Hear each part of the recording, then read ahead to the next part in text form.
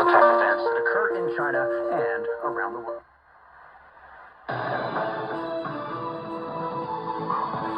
This is CGTN Radio. Hear the difference.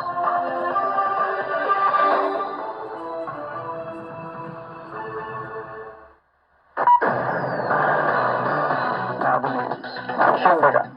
Crew members aboard China's Shenzhou-17 spaceship have entered the country's space station. The craft made a fast, automated rendezvous and docking with the front port of the space station's core module. The whole process took around 6 hours. The three-man crew will replace their Shenzhou-16 counterparts, and they're expected to stay in orbit for roughly 6 months. Zhang Yibing reports.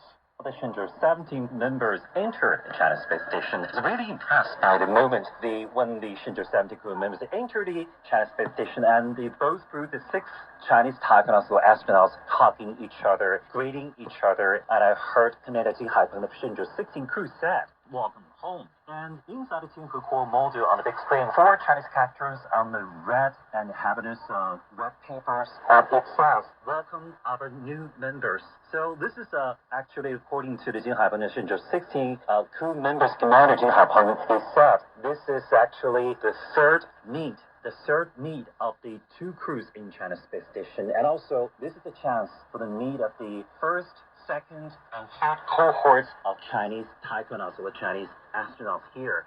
Chinese Premier Li Cheng has participated in the 22nd meeting of the Council of Heads of Government of the Shanghai Cooperation Organization in Kyrgyzstan. Premier Li reiterated China's dedication to the SCO's principles and highlighted the significance of regional decision-making, which is free from external interference. Looking forward, he urged deeper cooperation across 4 key areas, emphasizing regional security and economic recovery, advancing the Belt and Road Initiative, and enhancing people-to-people exchanges. The meeting saw the participation of high-level representatives from member states, as well as representatives from several observer nations. Multiple cooperation agreements and resolutions were approved during the session.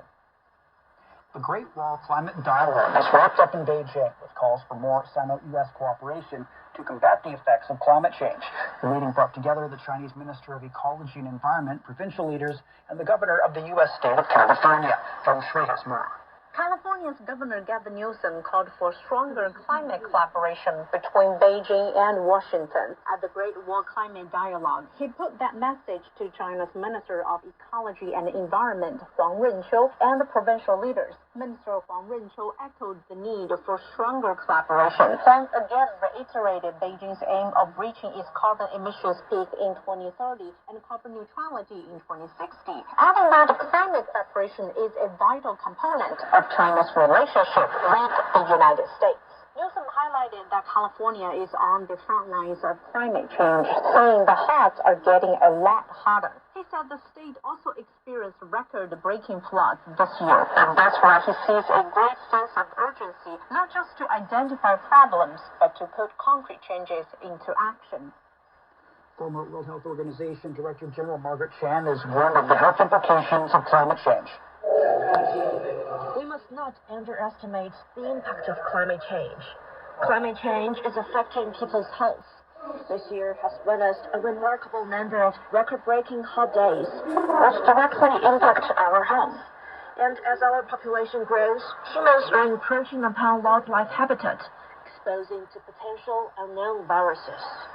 Chen made the remarks ahead of the World Health Forum 2023, hosted by Tsinghua University.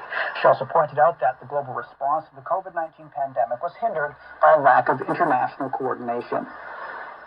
Chinese authorities said the country has added over 10.2 million urban jobs in the first 9 months of the year. The Ministry of Human Resources and Social Security also says China's surveyed urban unemployment rate stood at around 5% in September. The agency's launched a recruitment campaign for graduates starting from late September, which is expected to offer more than 10 million jobs. The Russian Defense Ministry has released footage showing a test of the country's nuclear weapons delivery capabilities. The footage reportedly showed high-powered missiles launching and military airplanes taking off. The Russian military has conducted a simulated nuclear strike drill. The Israeli army says its tanks took part in what is called a targeted raid overnight in northern Gaza as it prepares its forces for a ground invasion. The Gaza Strip continues to suffer from intensified airstrikes and bombardments by Israel. UN officials say Israel's attacks have increased threefold compared to previous days, and the humanitarian crisis in Gaza has reached an unprecedented point. And by News. I'm Shane Bigelow.